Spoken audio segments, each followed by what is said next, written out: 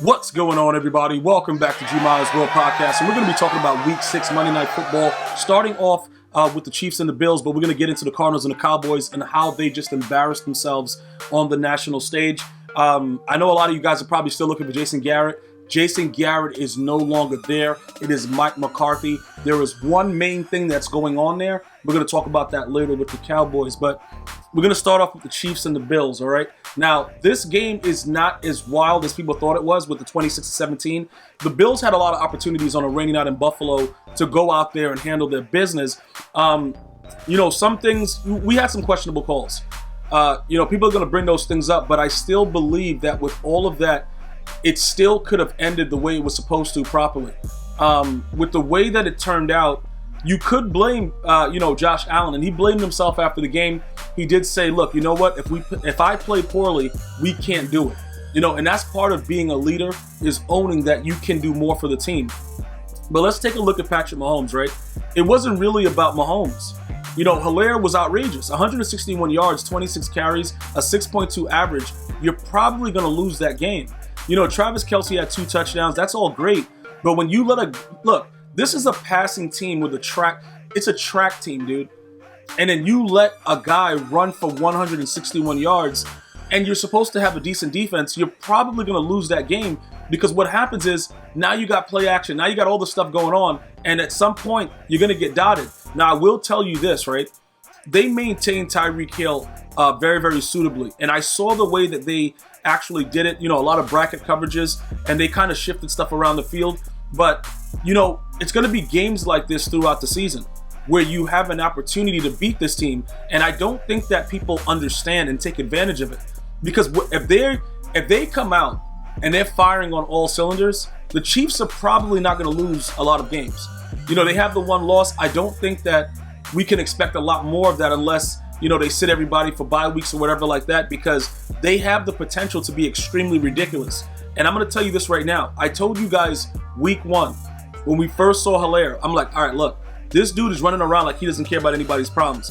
He keeps doing that. I don't see how you really beat this team, because now it's just like you have everything. It's ridiculous, bro. That doesn't make any sense.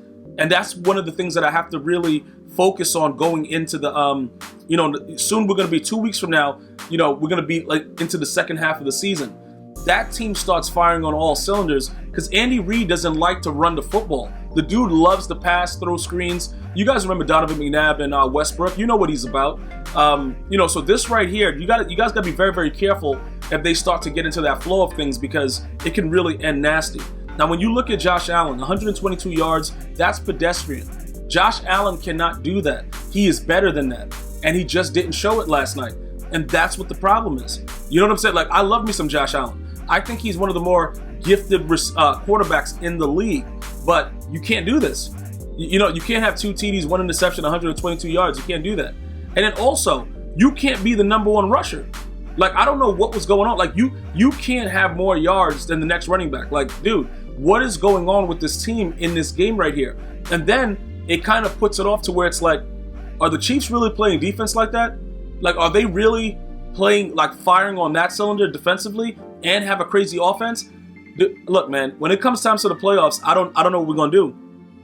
The Chiefs are doing everything right, and obviously, like I said, you guys can talk about the questionable calls, but I believe the Bills had more than enough opportunities to make plays, and they just didn't.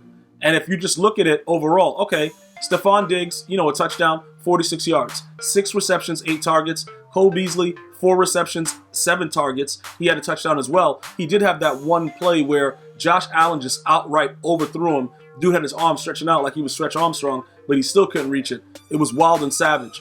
Just not a good game for Josh Allen overall, but I do believe he'll get better. It's a growing thing. 2 losses in a row. I know you Bill fans don't want to hear that, but it's a growing process. He's still growing. He'll mature. He'll get better. Now, let's go to the game of the night, bro. That was a complete spectacle of the Dallas Cowboys. Jerry Jones seems to be the major issue. They haven't been right. They haven't been right since he fired Jimmy Johnson. But listen, he did get another Super Bowl after that. But that was something that showed us that his ego is very, very big. And he's going to have to relax and let the coaches control what goes on, because you can still see that's the one constant that's going on. A lot of you guys blamed, Jason Garrett. This guy sucks. You're looking at his face. He's always smiling. You know why he was always smiling? Because he was getting paid to be a scapegoat. And that it doesn't matter to him, dude. You're playing for Dallas. People are going to love you anyway. You're coaching for Dallas. People are going to love you. And then on top of that, you know that you're not really making any decisions. It's the owner. So they can't really blame you because he's doing it. So that's why he was always smiling. I know it made all of you guys cringe, but if you're getting paid millions of dollars and you know that you're not really doing anything, that's a blessing. And that's what Jason Garrett was. He was just a figurehead. Now we're looking at Mike McCarthy. We're like, hold on. It's the same situation, dude. Everything is the same. These dudes are getting blown out 28-3, and I don't know what they're doing. They're running the ball like they're playing Madden. It's a lot of weird stuff that was going on. But then you see Jerry Jones and Stephen Jones at the end of the game just standing there in the box, and they're both looking down because Stephen wants to say, look, Jerry, bro, look, you're going to have to go sit down. Because this right here, this can't happen. The Cowboy fans don't want this. You got to allow the coaches to coach. Kyler Murray comes out, 188, 2 TDs. That's pedestrian. Kenyon Drake went crazy, though. 164 yards, 2 touchdowns. Kyler Murray had a rushing touchdown also. Christian Kirk, 2 TDs as well. But it wasn't like he was crazy. 9 of 24. That's not really ridiculous. He had a nice little pass to DeAndre Hopkins late in the game also. DeAndre Hopkins put his foot in the ground and almost went for a touchdown. But it wasn't like he was spectacular. Andy Dalton, on the other hand, that dude is a terrible football player, but that's not what this is about. Him being a terrible football player, we already knew that. I told you this. Andy Dalton without A.J. Green with the Bengals, Andy Dalton would have been gone out of the NFL. He needs to write a letter to A.J. Green to say, yo, bro, thank you. All those passes I threw up in the air without even looking where it was going and you jumped up and got it, thank you.